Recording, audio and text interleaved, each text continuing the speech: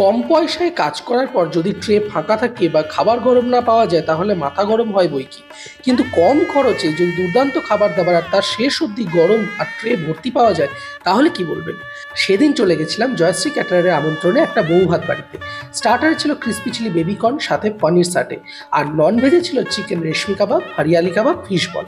সবকটা আইটেমই দুর্দান্ত হয়েছিল। একটা বিশাল স্যালাড কাউন্টার ছিল যার প্রতিটা আইটেমই একেবারে আঙুল চেটে খাওয়ার মতন।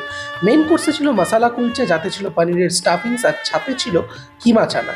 তারপর ছিল ফিশ ব্যাটার ফ্রাই, যেটা অসাধারণ বললেও কম বলা হবে, মাছ একেবারে ভরপুর।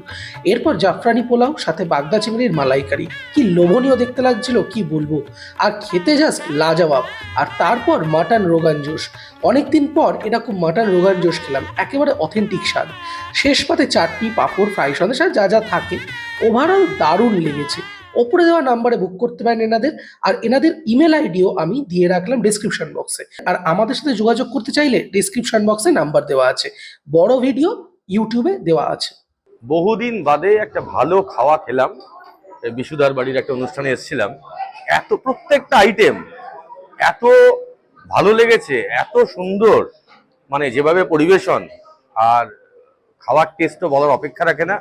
কোনটা ছেড়ে কোনটা বলবো, অপূর্ব। খুব ভালো। প্রথমত স্টার্টার তো খুবই ভালো ছিল, আর বিভিন্ন রকমের ককটেল, মকটেল, কাবাব সত্যি অতুলনীয়।